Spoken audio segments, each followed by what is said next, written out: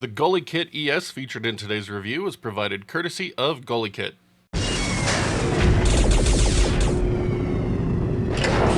Finding good and affordable third-party controller options has become essential in our household with the ever-increasing costs of first-party controllers. While options from some brands work well enough, they feel cheap in build quality or performance. With the release of the GuliKit ES, my search is finally over for a controller that won't break the bank, doesn't feel cheap, and offers solid performance for multiple use cases. At a mere $25, the GuliKit ES has become my entry option of choice that rivals controllers 10 times its cost. It also happens to be one of the fastest controllers around for both wireless and Bluetooth use, making it ideal for competitive players with some minor caveats. The GuliKit ES comes in a minimalistic box with a depiction of the controller on the front. The ES and GuliKit branding are also present, along with a nice background design. Product specifications are presented along the side, including battery information and platform compatibility. The back highlights key features of the controller, such as its Hall effect sticks. Opening the box, you will find the GuliKit ES and a user's manual. At first glance, you would likely mistake the GuliKit ES for a first-party Xbox Series controller. It shares the same overall shape and feel with some modifications to its shoulder buttons, triggers, and thickness. Shoulder buttons retain a similar shape but rise slightly differently. Triggers are more rounded instead of flat. The middle is thinner thanks to its integrated battery. Grips are nearly identical and include a textured grip. Face buttons and D-pad look like they are pulled directly from the Xbox controller, though the D-pad is slightly shorter. Thumbsticks are offset and feature a different thumb cap compared to the Xbox. The center buttons are where this controller starts to lose Xbox platform styling. It uses Switch plus and minus buttons along with home and share buttons. The GuliKit logo, action, and sync buttons are also present. A USB-C charging port is set between the shoulder buttons. The power off button and mode switch slider on the back are the last notable features. Ergonomics for the ES are great as a result, and whether I am playing with a standard or claw grip, it never gets uncomfortable to use. Face buttons have a good throw range and are quieter to use than Xbox first-party pads. The D-pad is practically identical in shape and feel to Xbox controllers with good rollability and a satisfying clack when pressed. Sticks are slightly looser than I prefer, but still within my margins. The ES utilizes Hall effect sticks, ensuring longevity, and the integrated anti-friction rings offer smooth rotations. Bumpers feel okay, but aren't my favorite with their muted clicks and somewhat spongy feel. Triggers like the sticks use Hall effect sensors and have less resistance than I prefer, but come close enough that I don't mind during play. They don't have much noise dampening in them though, so they end up sounding like the cheapest part of the controller as a result. The plastic in use for the ES feels solid in the hands, but the controller is very light. It doesn't feel cheap like other low-cost options can, which makes all the difference while using it. It can also hold up to normal wear and tear without much concern. The design along the front of the ES is nicely muted against the shell, giving it a cool look without being overbearing. The white-gray color scheme is also quite pleasing.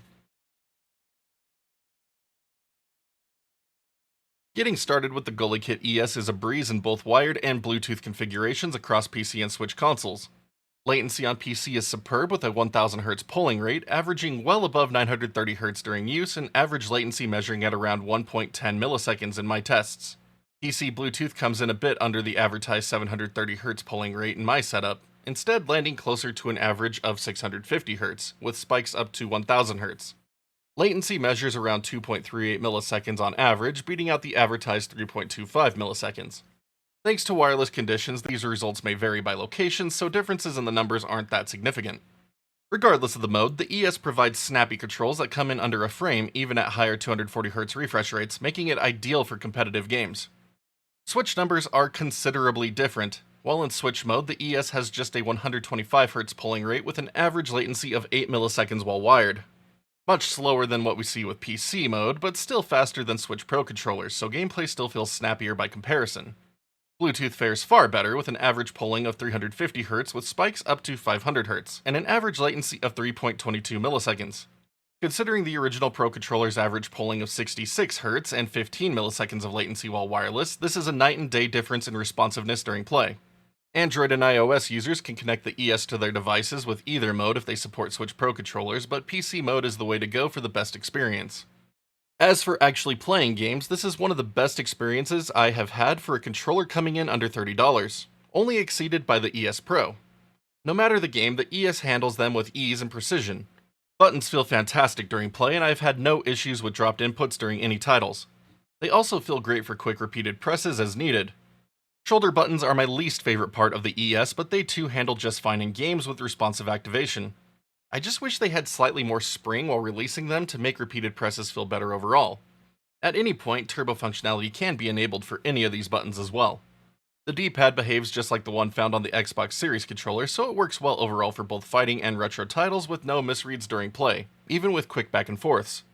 Triggers are fantastic, even with lower resistance than I typically prefer. When I started my testing, however, they did have a considerable dead zone requiring a few presses to get them properly aligned. After this, it is a breeze to get them set to any range as needed. Thanks to the lower resistance, they do better for quick firing in both shooters and fighting games. They don't have any form of impulse rumble in them though, like a first-party Xbox controller. Speaking of rumble, the ES has variable rumble options you can set from the controller itself, letting you tune it to your needs or disabling it entirely. It packs a good punch, and I am happy it doesn't cause any undesirable rattling while in use. Thumbsticks have been the true delight while playing with the ES. GuliKit has included high-resolution Hall effect sticks into the ES, and the precision is fantastic. Sticks feature no dead zones, allowing for prompt responsiveness in every game. Dead zones can be enabled on the ES if desired with a quick macro. I find it quite aggressive, just like on the GuliKit ELS 2 Pro, so I leave it disabled. Ranges are a nice blend of those found on the Xbox Series controller and DualSense, giving it an immediate familiar feel. Aiming is smooth, and at no point in rotation does it feel like things get out of control. Playing Halo MCC or the Battlefield 6 beta felt great as a result. The ES doesn't have any options to adjust ranges like the ES Pro does, but if you find things are off, the ES does have a calibration macro to get things working smoothly again. Switch Play likewise works well across every model of Switch system, including the Switch 2 with System Wake support. Buttons, D-pad, and sticks all behave like they do on PC, and buttons are fully mappable in the system settings. Face buttons take on the typical Nintendo layout, inverting them from the labels found on the physical buttons. After using multiple styles of controllers, this doesn't bother me much, but for anyone who dislikes it, GuliKit will have swappable buttons available for purchase to give it the right look. Triggers on Switch use digital activation like typical Switch Pro controllers and activate quickly during a press. Thanks to the built-in accelerometers, motion controls and gyro aiming are fully supported. It feels responsive, and I have had no issues with the implementation throughout my testing. NFC is not supported, so you will need to use a separate controller for Amiibo support. With its built-in 950 mAh battery, the ES can give you around 30 hours of playtime per charge if Rumble is disabled. With Rumble enabled, I have measured roughly 25 hours of play before needing to charge. Charging is fast, and the built-in LED on the GuliKit logo lets you know when you have a full battery again. For my use cases, I have very little to criticize about the GuliKit ES. It is responsive, accurate, and feels great in the hands. One nitpick comes from the lack of rear programmable buttons found on most third-party and Switch 2 Pro controllers. Competitive players use these buttons like crazy, and for this being a competitive focused controller, the omission seems odd. Finally, the physical buttons on this pad being a blend of Xbox and Switch are rather confusing.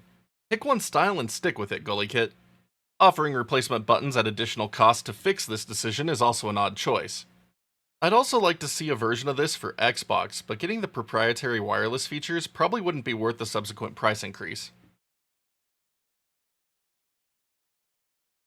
Despite some odd aesthetic choices, the GuliKit ES is one of the best controllers to come across my desk. It has both solid build quality and performance to make every game a joy to play. Multi-platform use on Switch and PC likewise gives it multiple use cases. For $25, this pad punches well above its weight class and is a better value than most current tournament or pro-style pads out there, though it does lack rear programmable buttons. Still, it is easy to recommend the GuliKit ES for anyone in the market for a low-cost, high-performing pad for main or secondary use. Thank you for making it to the end of today's review on the GuliKit ES. Again, just a fantastic low-cost entry controller that I was not expecting to get that much out of. But it has honestly blown me away, and for only $25, like, anytime one of my Switch controllers dies, I know exactly which one I'm coming to replace it, because again, offers all of the necessary features that I need, and just works so incredibly well with these thumbsticks. It's just phenomenal. Anyway, just a big thank you to GuliKit for sending this out my way to showcase on the channel. If you would like to check it out for yourself, links in the description below.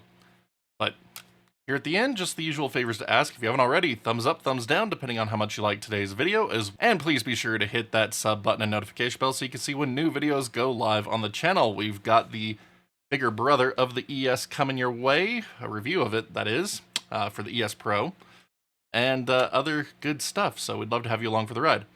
And for anyone interested in further helping support the channel and keep it going, please be sure to hit that join button or that Patreon link in the bottom right hand corner of the screen when it appears. Every little bit helps keep us going, and just a big thank you to all of our current backers. Could not do it without you. But until next time, my wonderful internet peeps, y'all stay awesome, keep on gaming, and we'll see you all back next video.